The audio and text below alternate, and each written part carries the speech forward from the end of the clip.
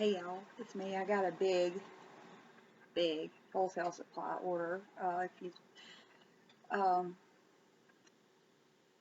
Thanks to the government before it imploded last week, I got a large order in the interest of hoping to expand my business, as it were, from Wholesale Supply, who I get most of my ingredients from for my skincare stuff. And I got some new stuff that I want to experiment with, and to the point that I don't exactly remember what it is, so I have it over here in my little book. But I got a bunch, big old box. And If you order over a certain amount, then they do ship it for free, which is a good thing because this is an enormous box and it would have cost over $18 to ship. So that's good. But they do have a processing fee of $5.95, which is understandable, so I don't get too ill about it. But anyway, first thing is I got this little teacup soap mold, which should be fun. I started doing a lot of soap lately because a lot of friends seem to like it. Cocoa butter wafers. I like these to be, I like my cocoa butter to be natural, and I like the chocolate scent because sometimes it adds to some of the soap, which is what I use it in, mostly in some of my lotions and creams and stuff. And I'm going to try a perfume by soaking some jasmine flowers and some other things into vodka. And so I got these jasmine flowers, which this is the thing about flowers, it looks like they're really, really expensive most of the time, but this is 2 ounces of jasmine blossoms, and so that's a pretty decent sized little bag of them, and you really don't need that many. And then I also got BTMS 25, which is an emollient, not an emollient, excuse me, a emulsifier that Wholesale Supplies offers. And I don't remember, I believe that I got this because it is a little bit lighter than usual e-wax, which I often get as well. So let me see if I can't find this sucker in here. I say it's an emulsifier. It's a wax type emulsifier that I believe, as I said before, offers a slightly, maybe I have it over here. Oh my. Emulsifiers, here we are. Okay, BTMS 25. This gives a thick and creamy emulsion that also feels light. It's supposed to be good for hair products. That's why I got the BTMS 25 to try that out. So that should be fun. I gotta make some shampoo, so just in time. I also got aloe vera oil. I use aloe in so much stuff. I use the liquid, I use the gel, and I figured, hey, I might as well try the oil too. I've tried every other kind, and this is really soothing, and it also provides glide to like lotions and stuff like that. It's also good for after sun care, and so I thought that this might be a new and interesting way to incorporate aloe into some of my products, and we'll see how that works. And of course my hair conditioning base, which I make my shampoo and conditioner out of a base, because for some reason, if you have oily hair, it's really, really difficult to find a good from scratch recipe that is going to clean it properly, because anytime I've tried one from scratch using coconut milk or whatever, it just made it heavy and oily, and it's just not a good thing for me. So I do it from my base. That's just easier to me. Okay, so the next thing is also something that I wanted to try in my hair stuff. Probably I want to put a little bit into my conditioner. And this is Shea 50. This actually is supposed to enhance foam as well.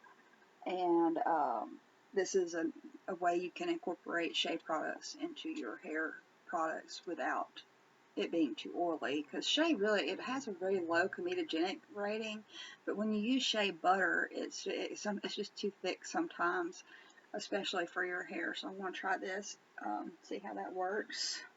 And of course soap nuts, which I was running low on, and I believe I have mentioned how many ways I use them.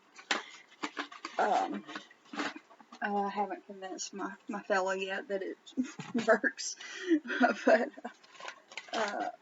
here's okay, and I also got some yogurt powder. I got yogurt powder because I saw, I was looking at the description more closely. I'd gotten some before for face masks, and this is also gives you a foam booster in like melt and pour soaps, and I'd made a couple of soaps with this recently, and I really like how they came out. So I got two 2-ounce packages of that, and also beer powder, which I love beer powder, and this one is a little bit messy. But beer powder I use in my hair. It's got really good properties for your hair. Beer does. And this is an easy way to incorporate it rather than getting a bottle of beer and, you know, just pouring it over your head. I just put the powder in my hair care products. Makes it easier to get that little bit of nourishment you get from beer. I also got dipropylene glycol.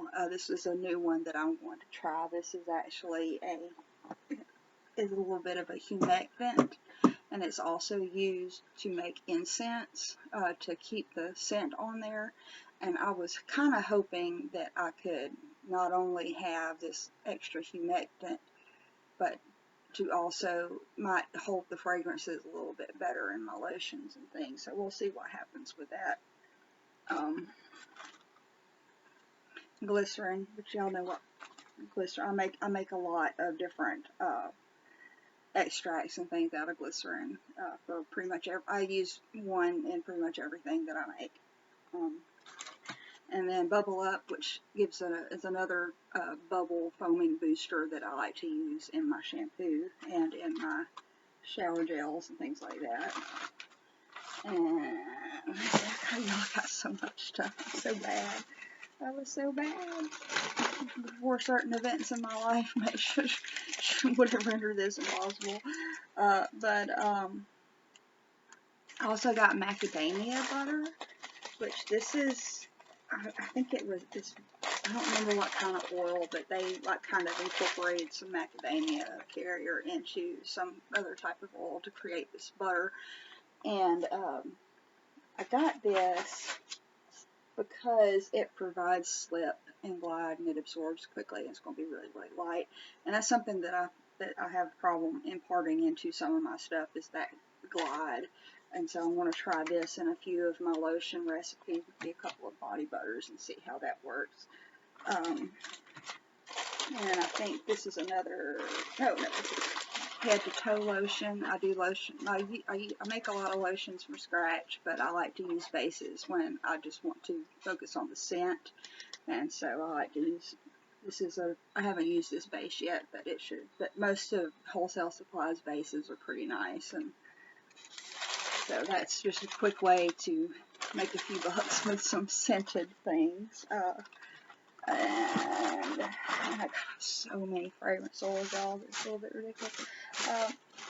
Okay, and there's more hair conditioning base, and I also got luxury hand and body cream. Another thing I can put into a base. I can use for fragrance, and then again, hair conditioning base, same thing.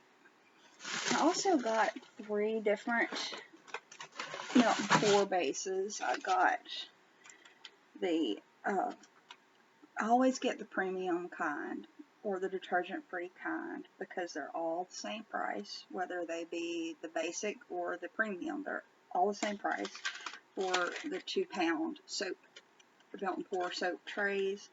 And again, this is really easy to play with your fragrances. I use these all the time. I mix them together. I add a few additives, and I end up with really nice soaps. I got goat milk, and I got tea tree, which I really like this one. It feels really good in this soap. And then I also got oatmeal, which is, of course, is really good in winter if you have dry skin.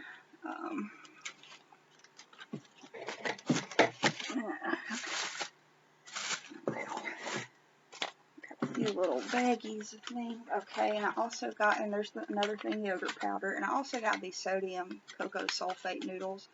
This is a mild surfactant. I can't remember why I particularly wanted to try these. Okay, but they're conditioning and they're really good for shampoos and shaving creams. And again, I want to try it in my shampoo when I make it today. Just to see if it gives me a little bit of foaming boost, because a lot of times, even with these base shampoos, especially if you add additives, you lose a little bit of the foaming, and that's how I can tell when my hair's clean, is the foam. And so I like to add as much as I can, and I believe these are derived from coconut oil in some way, but these little noodles, you're supposed to be able to dissolve them in water and then add them. It gives that surfactant. It's a really easy way to do it. So we'll see how that works out as well. That's why I got a small baggie of it. And then on to the fragrances. I've said before that my weakness is in the fragrances because I really love to play with them. And because I kind of had this extra, what I thought would be extra income this month, I decided to get several of these that I have wanted for some time, because Wholesale Supply has a line of fragrance oils that they call Fragrance Formulator, and these are particularly made for you to mix together. And I'm even those that aren't Fragrance Formulator, I mix stuff together. I just always, because I like to add really complex fragrances, but fragrance formulators are particularly made to mix, and I really like it because I got one that's strawberry, and it actually smells like real strawberries. It doesn't smell like fake strawberry, but it's really amazing, and I was very happy with it, and so I got a bunch of these other ones this time around, and I got 2 ounces of this Fougere fragrance, which is often used in more masculine fragrances, it's really herby, kind of a little bit like Old Spice. It smells really good. That should be fun to play with. That should be really nice to play with, but I got 2 ounces in a 4-ounce bottle, so that's pretty funny. Okay, Urban Cowboy. Yeah, see, I've been trying to do more men's fragrances and things like that, because obviously my nose is geared toward more feminine fragrances, but I do like a lot of men's fragrances too. I just need to expand into that for beard oils and things like that. Urban Cowboy. Oh wow, that smells really nice. It's really subtle. It's not too strong. I could probably use that in a feminine fragrance. That was really nice scent. I'm trying to figure out what's in there. Kind of got a little bit of a leather. It's really light, gentle kind of musk scent to it. It's really nice. I like it. And I've got bergamot and white tea, which fragrances that I always really like, you know.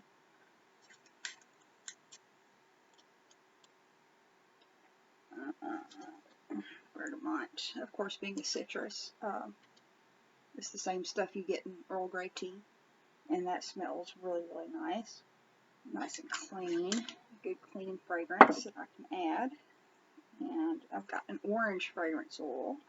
This is another fragrance formulator. Yeah, it looks like they've run out of fragrance formulator bottles, which is probably why I didn't get it. Usually the fragrance formulators come in these purple bottles, but this is pretty much it. The same thing. And this is orange. Oh, yeah, that smells really good. I like it.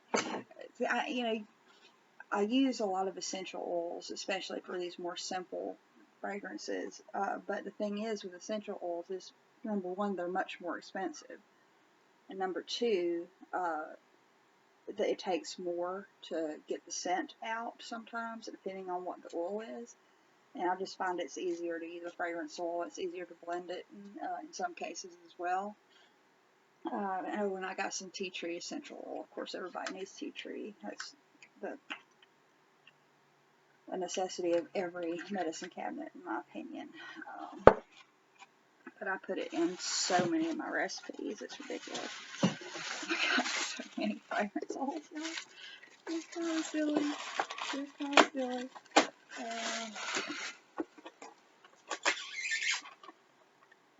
If you can't tell, I hate myself a little bit right now.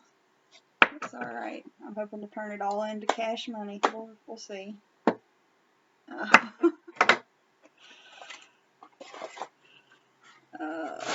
got so many fragrances.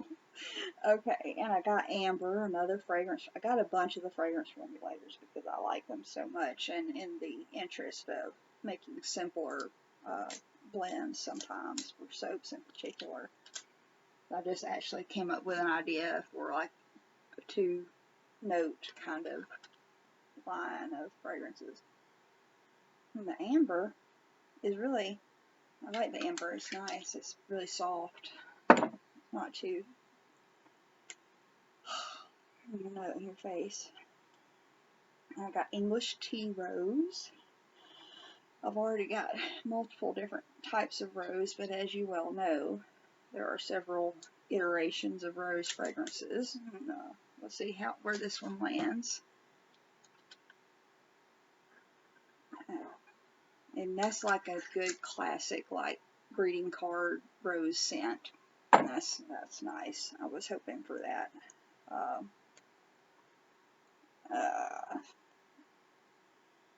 And now I've got oat moss and myrrh fragrance oil, which I love all of the oat mosses, amberwood, myrrh, the more resinous fragrances I'm very, very fond of. And I like to use them in a lot of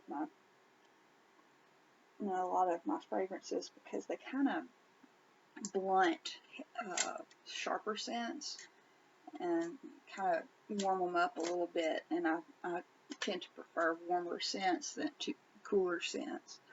But oat moss and myrrh. It smells a little bit like Christmas, but not too much like Christmas. You know what it smells like? Yeah, it smells like an old mill. Okay, and I'm thinking of one in particular. It's called Nora Mill, and it's in Clayton, Georgia, I think, in northeast. It's near Helen, and it's a very touristy little Bavarian-style town in North Georgia. But it smells like walking into that mill. Old wood, kind of a building that's been there by the river for time out of mind. This is really nice. I'll have to remember that. I really like this. I was very happy with that one. I've got Madagascar Vanilla. And by the way, if you are in North Georgia and you happen to hear something about Nora Mill, they have the best grits. Oh my god, grits from scratch. They're so good.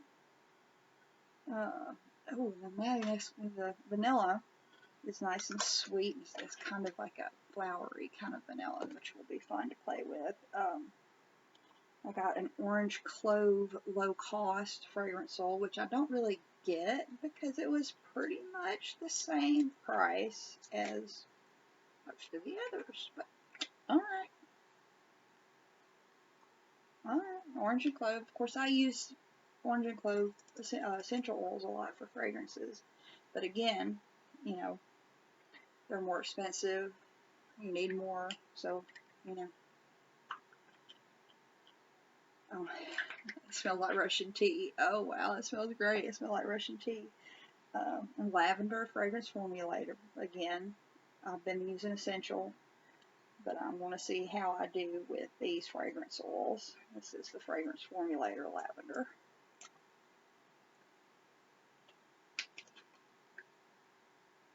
And it smells exactly like lavender. It smells like opening my little box of lavender buds in a fragrance oil. So, yippee.